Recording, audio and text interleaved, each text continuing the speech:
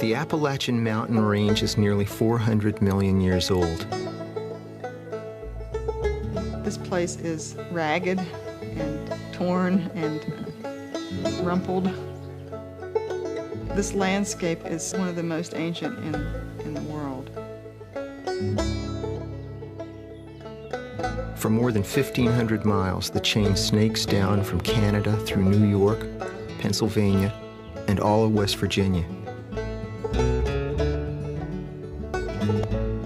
Large parts of Kentucky, Tennessee, Virginia, Maryland, and the Carolinas are dominated by the rugged Alleghenies and Cumberlands, the soaring Blue Ridge, and the Great Smoky Mountains to the south. All these ridges, gorges, and valleys came to be known collectively as Appalachia, a region as mysterious as it was remote. It was in the 1730s that the ancestors of today's Appalachians began streaming into the mountains. To escape hard times, they came from Germany, England, and Wales. But the group that would become most prominent in the mountains started their journey off the rugged coast of Northern Ireland. They were a grim, stern people, strong and simple, swayed by gusts of stormy passion, the love of freedom rooted in their heart's core. They were of all men best fitted to conquer the wilderness and hold it against all comers. Teddy Roosevelt. Oh, the day I parted away from you, in sorrow, grief, oh, and trouble too. Oh, you gave to me, oh, the parting hand, and you wished me safe in old Cumberland land. A bit of Irish history accounts for the Exodus. 100 years earlier, King James of England had grown tired of battling rebellious Scots in the lowlands. The king thought he could use the Scots as a hedge against the bothersome Irish. So he offered them free farmsteads in Ulster, in the north of Ireland. What better thing to do than to get some of the borderland Scots, who were always giving you trouble, to go over and whoop up on the Irish. So they took advantage of it, moved to Ulster, got farms, and they became known as Scotch-Irish. For about 100 years, the Scotch merged with the Irish. They mixed their words, they mixed their phrases, they mixed their horse racing love. They took, in many ways, the best qualities of both people. After a century in Ulster, the Scotch-Irish were suffering religious persecution, rising rents, and bad harvests. Tens of thousands moved on to a second migration to the New World. This hybrid culture took root in the southern mountain wilderness of Appalachia. Oh, but thank the Lord, good health we found. We've all got here, both safe and sound, and here in peace, so we hope to be with the Indian tribes in old Tennessee. The Scots-Irish were very quick to be among the first settlers who actually made their permanent home in the mountains. Those mountains that had the funny smoky look in the morning. When we were got up to the top of the mountain and sat down very weary, we saw very high mountains lying to the north and south as far as we could discern. It was a pleasing, though dreadful sight, to see mountains and hills as if piled one upon the other. Robert Fallam, 1671. Now I've nothing strange ought to write to you. Well, the preaching's scarce, oh, and religion too. But we've better land and a fertile soil. We've got honey, milk, we've corn and oil. Once they made their permanent home in the mountains, they by no means were the only ones that settled in there, but they were the most colorful, most influential. You had the other mix of the Germans who came here. And the Germans are known for their orderliness and, their rules for everything and building really staunch barns out of material that will last. The Scotch-Irish, on the other hand, tended to be more footloose and fancy-free. And the Scotch-Irish also were more hot-tempered than the Germans. And so when the Indians attacked, you wanted Scotch-Irish there because they were terrific fighters. But when the Indians weren't there, the Germans were just as happy not to have the Scotch-Irish around. It was said at the time that whereas the English, when they got to America, would build a church, the Germans would build a barn, but the Scotch-Irish would build a whiskey still. It's when I'm dead and in my grave, no more corn liquor will I crave. Upon my tombstone I want it wrote, 10,000 gallons went down my throat. Whiskey making was only one of the skills that the frontier migrants brought from the Old World. With traditional crafts like quilting, pottery, and metalwork, they furnished their homes and cooked their meals as they always had. But the tradition closest to their hearts was music. Music was especially important. It gave them comfort. It was something that they could do themselves. They could sing, they could play their fiddles and have a dance, invite the neighbors over.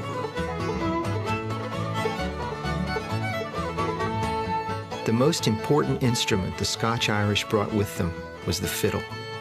Small, portable, and plaintive. The old fiddle tunes were greatly beloved and passed along through the generations. Those were the kind of songs that Thomas Jefferson probably played his fiddle by. And they were handed down, the reels and the jigs and the airs, and beautiful songs.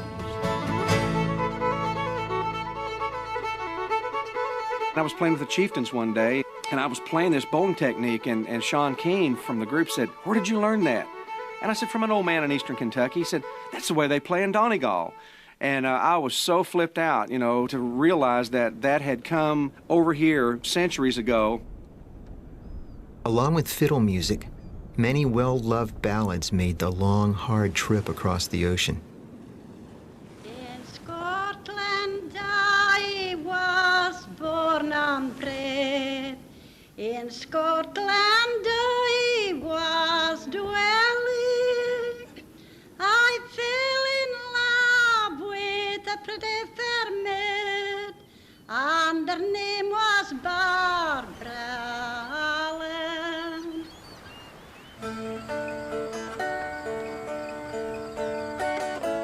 As people packed up to make the journey to the New World, they had to leave almost everything behind.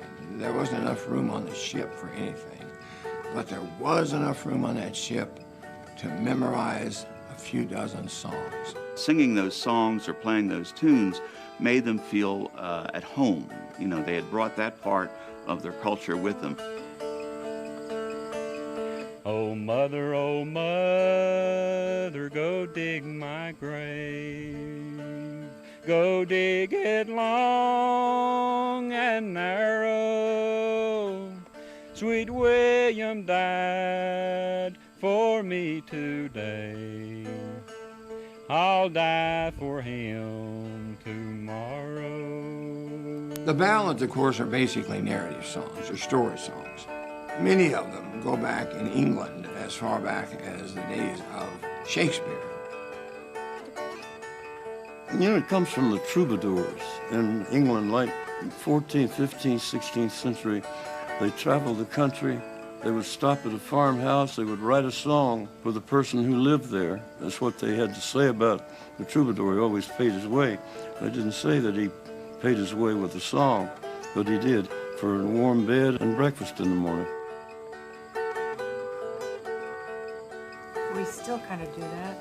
Mm-hmm. We do, don't we?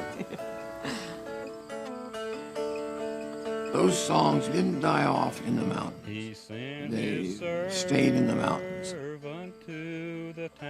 Many of these songs dealt with the same kind of archetypal themes that soap operas today deal with: deception, betrayal, murder, and true love. Barbara Allen is the classic example.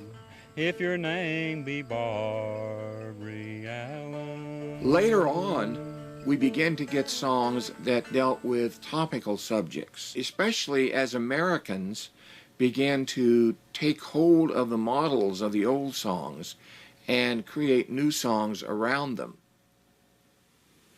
That's the only way you passed it down, was to write about it. If anything happened, if someone got killed, there would be a song wrote about it. This man got this girl pregnant, and it's a true song. He was going to marry her, or he told her he was going to marry her. That was what the story was about. And they went out walking on a Sunday afternoon, and he threw her in the river, the Ohio River. I asked my love to take a walk, just to walk a little ways. And as we walk, oh, may we talk all about our wedding day. Americans tended to change the songs. If you're going to have fun singing a good ballad, you got to learn something from it. So on many American songs, you have tied onto the end of the ballad a moral. Down by the banks of the Ohio. Banks of the Ohio. The man takes the woman down to the banks of the Ohio and pushes her in to drown, and I watched her as she floated down. Well, he's ultimately apprehended, but, you know, that's pretty direct. And only say that you'll be mine in no other's arms inclined, down beside where the waters go, down by the banks of the Ohio. It's one of those songs that has about 100 verses. Mm-hmm. And I think he kills her, right? And killed her. Killed her. Plunged his knife into her breast. Threw her in the river. Took her by her little hand, let her down where the water's bound.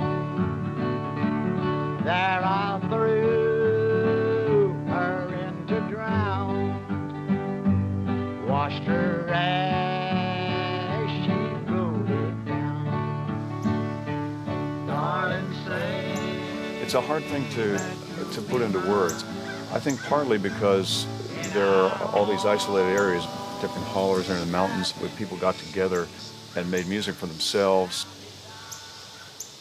I think that other parts of the country tends to get diluted in different ways, and some of the mountains, I think, held some tradition in a way.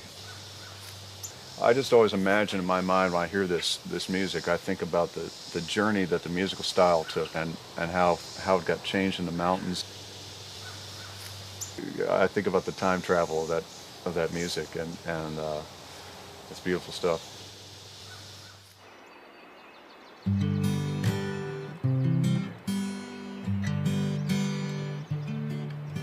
The same rugged mountains that held and nurtured music and culture also marked the western boundary of colonial America. These settlers who had come from the borderlands of England were living again on the edge of two worlds. But the rich land beyond the hills was bound to call to the adventurous pioneer. We're going west to Kentucky, down the road through Moccasin Gap. down the wilderness road, the duck road, the old reedy creek road, the road down troublesome road through Moccasin Gap. There was a time when going way out west meant going out to Kentucky, the dark and bloody ground, as the Indians called it.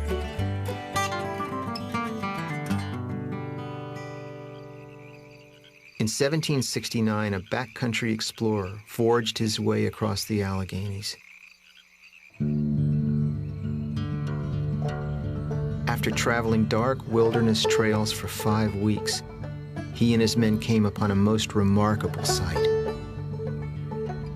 I had gained the summit of a commanding ridge, and looking round with astonishing delight, beheld the ample plains, the beauteous tracts below. Daniel Boone. Boone could see that the territory was ripe for farming, and 6 years later he established a settlement in Kentucky. He was flatly defying British orders to stay east of the Alleghenies and avoid the French, who held lands to the west. Throughout the 18th century, English, French, settlers, and Indians were mired in combat in Appalachia. It was said a man could live from boyhood to old age and never know a time of peace.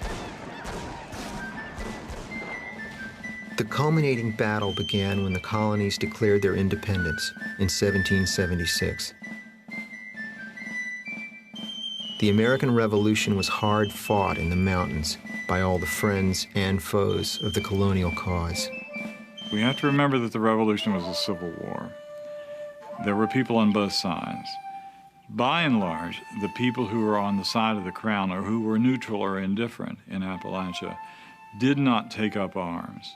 One of the assumptions of the British Army that invaded the South in the 1780s was that if they reached the backcountry, that the loyalists there would rise up, and that didn't happen. Most of the mountaineers, especially the Scotch-Irish, were fiercely committed to throwing over British rule. They were among the first to sign up when George Washington sent out the call for troops. The Scotch-Irish had declared that these colonies are and of right ought to be free and independent. And it was from these that came that outburst of rugged and determined people that made the Declaration of 1776 possible. Colonel A.K. McClure, newspaper editor. The most famous backcountry fighters were the Over-Mountain Men of Tennessee, who defeated the stalwart Colonel Ferguson at the Battle of Kings Mountain in South Carolina. Ferguson had threatened to cross the Appalachians and exterminate the people if they didn't support the king. In his proclamation, he called the mountaineers white barbarians. To the colonel's surprise, the barbarians charged his forces, seeking cover behind rocks and chasing the soldiers up the mountain, tree by tree. They killed nearly 200 British troops, including Colonel Ferguson. Well, they won. They won because they adopted the Indian style of warfare as they had before, and they won because the loyalists in the backwoods didn't rise up in support of the British Army. The surprise victory snuffed out British hopes for taking the South and was a critical turning point in making America the land of the free. George Washington said if he ever had to make a last stand, he would want to stand with the Over-Mountain boys who knew how to shoot and fight. The Revolution was a turning point for Appalachia. The region headed into a period of significant growth and change. Thousands of soldiers were rewarded with free homesteads, bringing a flood of new settlers to the mountains. And the proud mountaineer would soon find himself doing battle with the very government he had just helped bring to power. Come on, all you booze fighters, if you want to hear about the kind of booze that we sell around here. It's made way back in the swamps and the hills where there's plenty of moonshine still. The Scotsmen had always known how to make liquor from barley and rye. They quickly learned to use Indian crops instead. Wheat and corn, berries and potatoes, just about anything that grew. Selling whiskey was good business, much more profitable than selling any of the bulky raw crops. But George Washington's government was buried in debt, and one of the ways they tried to pay it off was with a tax on whiskey. The settlers of the Western country were so opposed to this tax because it was very reminiscent of the taxes that were imposed on the colonists under the rule of King George of England. The people that were on the frontier were the rugged individualists. They're the veterans of the American Revolution that fought to establish this country. They were very jealous of their property and their rights. They valued freedom. They did not want to be told what to do by anyone. A string of violent protests broke out from New York to Georgia. It became known as the Whiskey Rebellion, and it raged from 1791 to 1794. The new tax was not to be tolerated. It was a tax that was required to be paid in cash. And cash was scarce on the frontier. Whiskey was a commodity that was used as money. Ministers were known to even accept payment for their Sunday services with whiskey. One drop will make a rabbit whip a bulldog. One drop will make a cat chase a wild hog. Make a bullfrog spit in a black snake's face, and make a hard-shell preacher fall from grace. It would be not uncommon when a federal tax collector would come here that they would tar and feather him. One violent outbreak in the Western Carolina region, they actually took the excise tax collector and ground his nose off at a grinding wheel. And the lamb will lay down with the lion after drinking this old moonshine. This was a fight the settlers could not win. Washington took 13,000 troops into western Pennsylvania under his personal command. It was an army as big as the one that had fought the Revolution. The rebellious moonshiners were crushed. Rules and regulations were bound to be imposed on these people who wanted to believe they could just be left alone. The Appalachian mountaineer could grow or make everything he needed to survive. He had learned to rely on himself and did not want outsiders dictating how he was to think or behave in politics or in religion.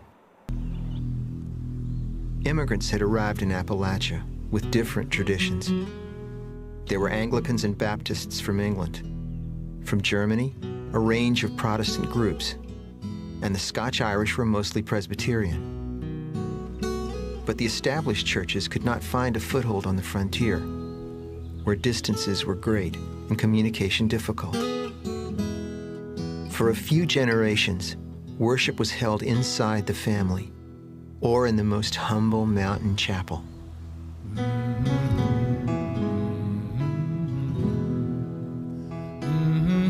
The religion most had carried with them was Calvinistic, tough, dark, and demanding.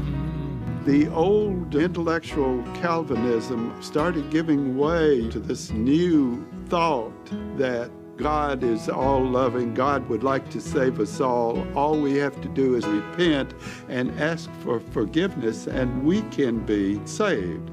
That's the doctrine of free will, that we have it upon ourselves to decide whether or not to be saved. Well, this is more optimistic. People could get happy with religion.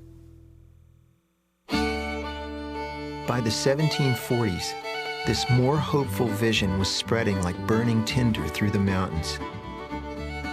There began a long series of evangelical or enthusiastic religious revivals known as the Great Awakenings that would last more than 80 years. Ministers of every stripe swarmed into Appalachia, bound to bring the unchurched into the fold. Most of these people had never before seen a minister or heard the Lord's Prayer, service, or sermon in their days. After service, they went to reveling, drinking, singing, dancing, and whoring. And most of the company were drunk before I quitted the spot. Charles Woodmason, minister, 1768. Presbyterians did not have enough educated ministers to reach the far-flung population. The Baptists and Methodists were more successful because they commissioned farmer preachers and sent them off into the mountains. They were called the circuit riders. They spoke a common language with the people they were trying to convert and inspired them to gather together for worship. Long ago, when but a boy at old camp meeting time. By 1800, the revival had found its most powerful outlet.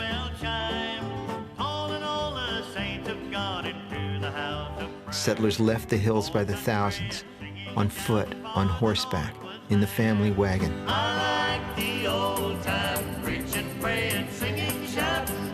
I like the old time reading of God's word. They traveled long days to the great camp meetings under the mountain sky. I like the old time worship of the Lord. Up in Cane Ridge, Kentucky, around Lexington, the Cane Ridge Revival had 25,000 people in 1801, which the population of Lexington, Kentucky was about 5,000 people at that time. So people came from miles and miles and miles away. That was what was considered the first camp meetings.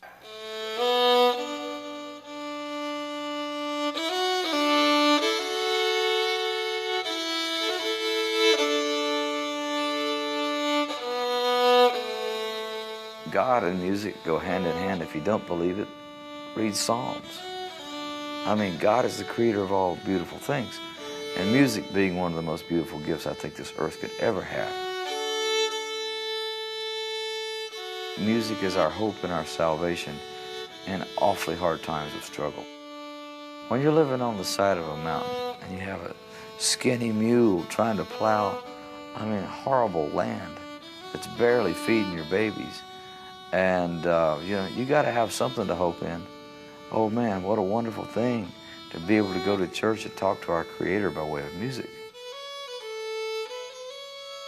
The same revivals that energized the spirit would also transform religious music on the frontier.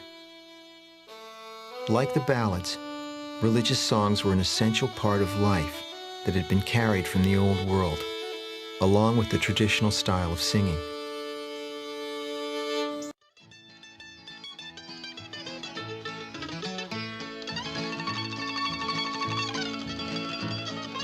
By the end of the Great Awakenings, a very different sound was echoing through the mountain hollers. If I was a preacher, I'd tell you what I would do. I'd keep on preaching and I'd work on the building too. I'm working on the building. As white and black people mingled at revival meetings, the white musicians picked up on African rhythms. It's a Holy Ghost building. It's a Holy Ghost building. They created blood-stirring songs to fit the new emotional religion. Songs that would become classics of gospel and bluegrass. Hallelujah. It's a Holy Ghost building for my Lord, for my Lord. He's a stranger in this valley where many a man met his grave. Music of the spirit, music of the heart, carrying memories of a distant home. Songs that tell of hard times, of stormy passions, and a deep devotion to God. From the days of the first pioneers, music has been a binding force in the southern mountains. It is a gift to all the world. from the people of Appalachia.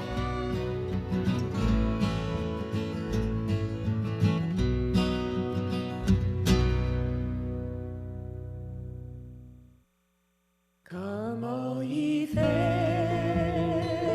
and tender ladies, take warning how you court young men.